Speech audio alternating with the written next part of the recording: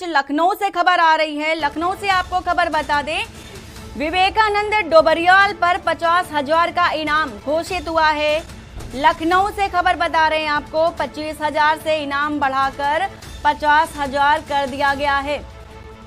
तो लखनऊ से खबर जहां बता रहे हैं आपको, गिरफ्तारी के लिए एसटीएफ ने उत्तराखंड में भी डेरा डाल रखा है। तो उत्तराखंड में भी एसटीएफ का डेरा है और रजिस्ट्री कार्यालय में भी दस्तावेज खंगाल रही है पुलिस।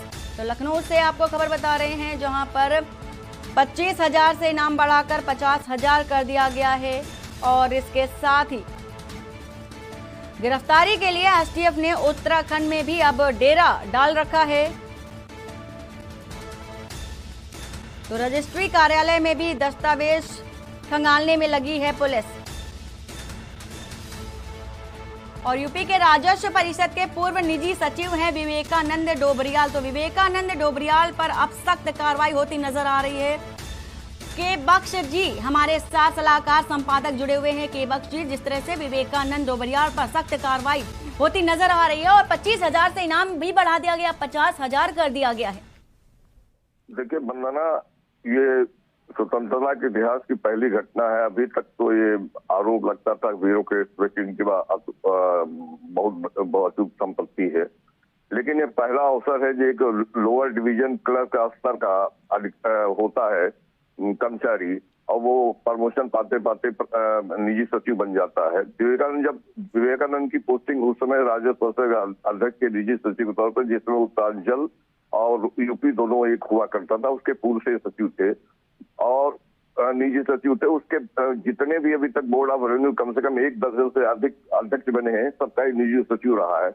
और इसकी सेवानिवृत्ति के बाद भी इन्हें 10 साल से अधिक समय तक निजी सचिव बनाए रखा गया। इनके बारे में कहा जाता है कि जितनी भी ट्रांसफर पोस्टिंग तहसीलदारों की होती थी, बिना विवेकानंद की अनुमति के या विवेकानंद की सहमति के कोई भी अध्यक्ष करने को तैयार नहीं होता, क्योंकि सबसे निजी सचिव में सबसे वरिष्ठ निजी सचिव थे और हर कई राजस्व परिषद के अध्यक्षों के साथ काम कर चुके थे। इनका अच्छा खासा अनुभव था और ये पोस्टिंग के लिए ऐसे तरीके अपनाते थे कि तहसीलदारों से पैसा अपने विभिन्न जो बैंकों में अकाउंट खोल रखे थे, पैसा सीधे कैश पे नहीं लेते थे, अकाउंट पे जमा कराते थे।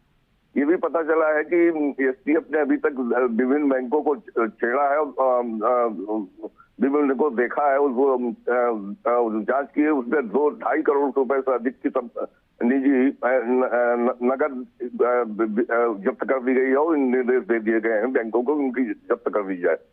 तो प्रदेश के इतिहास में पहली इतनी बड़ी घटना, किसी बाबू ने इतनी बड़ी संपत्ति कमाई हो। वंदना, बिल्कुल के बख्श जी, ये बड़ी खबर भी है, बड़ी कार्रवाई भी की गई है एसटीएफ की तरफ से। पूरी जानकारी देने के लिए आपका शुक्रिया। तो यहाँ पर लखनऊ से आपको खबर बता रहे हैं, जहाँ पर विवेकानंद पर गिरफ्तारी के लिए एसटीएफ ने उत्तराखंड में भी डेरा डाल रखा है और 25,000 से बढ़ाकर 50,000 इनाम भी कर दिया गया है।